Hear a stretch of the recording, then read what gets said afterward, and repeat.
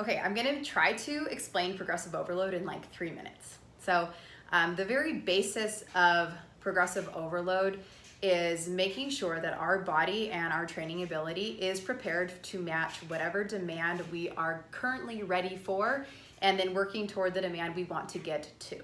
So it's very common in the strength and conditioning world to reference progressive overload because that's part of our periodization.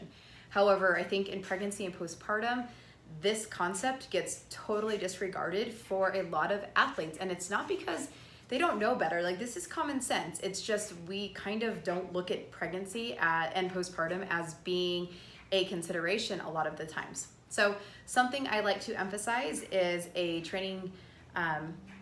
progressive overload training approach that was taught to me by Coach Tom DeLong, strength conditioning coach and biomechanist, and that is the learn, control, load, explode methodology for progressive overload. So we cannot move on until we've mastered the basics, learning the basic movement pattern. From learning that and mastering our mechanics, then we can add more volume, and that's called control, where we can do not just 1 to 5 reps at a time, but can we do 10 to 15 reps at a time and be able to maintain that good form, and in these cases also maintain our function. Are we symptomatic? Are we not? Can we move on? We don't move on if we're symptomatic. We don't move on until we've mastered those basics.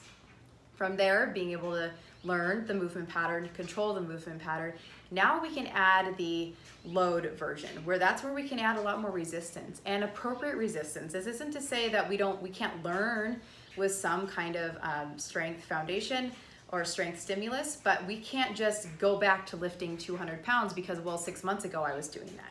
It's not really how that works. We have to build back up to that by, again, dialing in our movement pattern and then dialing in being able to control that movement pattern through reps, and then control that through introducing more load, introducing more load, and then introducing volume to that load and quality control to that load.